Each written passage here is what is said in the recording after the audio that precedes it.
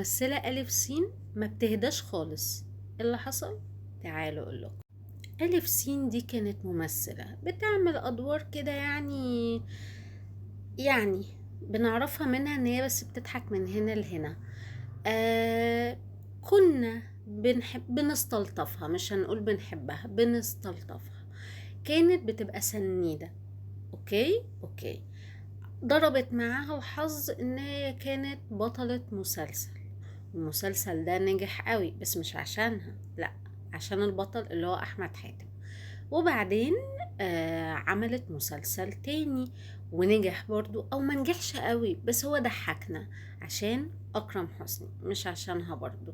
ما علينا، كل ده احنا كنا متقبلينه عادي، لحد ما فجأة كده ألف سين قررت إن هي تثير الجدل، وتبدأ تطلع تشتم في الصحفيين والمصورين واللي بيغطوا الجنازات والعزاءات، رغم إن هي لو كانت في مكان بره والباباراتزي صوروها تنشر الصور بتقول الباباراتزي بيصوروني وبيجيبوني وبيعملوني.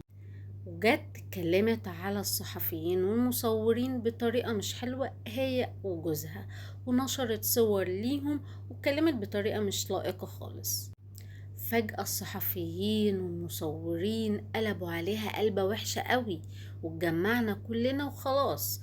البني آدمة دي خلاص على كده. بس للأسف في ترند بيبقى إيجابي وفي ترند بيبقى سلبي. هي حظها ان هي كانت ترند سلبي، بس واضح ان ده ما كانش مأثر فيها. المهم ان هي بقت ترند وخلاص، والناس بقت تتكلم عليها فجأة وخلاص. بقى حصل ترندات تانية كتير، بقى حاجات كتير قوي حصلت. دي تسكت؟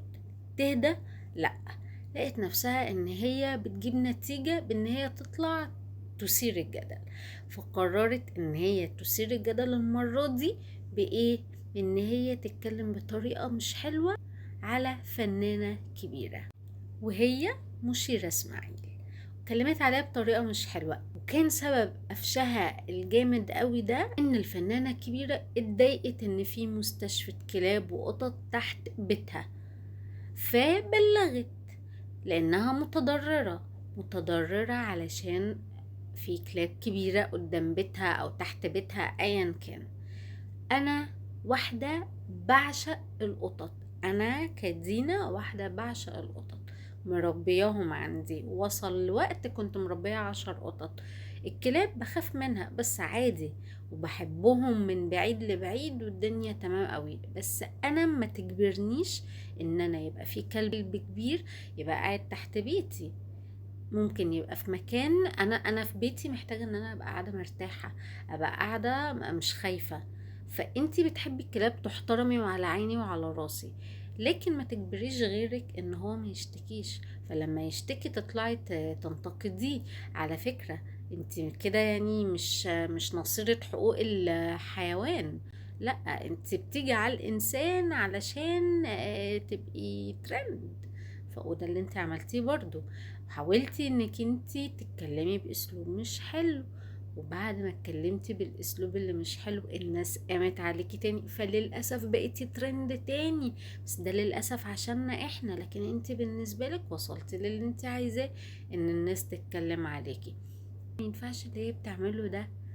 الفنان مفروض بيبقى ليه طريقه حلوه كده، وفي فنانين كتير جدا بيحبوا الكلاب والقطط بس مؤدبين، بيطلعوا يتكلموا بطريقة حلوة، وبيبقوا لطاف، وبيبقوا مهذبين، خصوصا مع الناس الكبيرة. ده اللي اتعلمناه.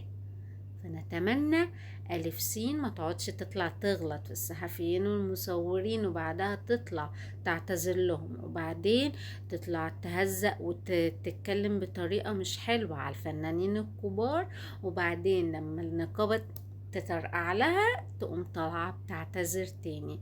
انا اتمنى تهدى كده شوية، اهدي كده شوية، خلي ضحكتك اللي من هنا لهنا دي تهديكي شوية، بلاش كده.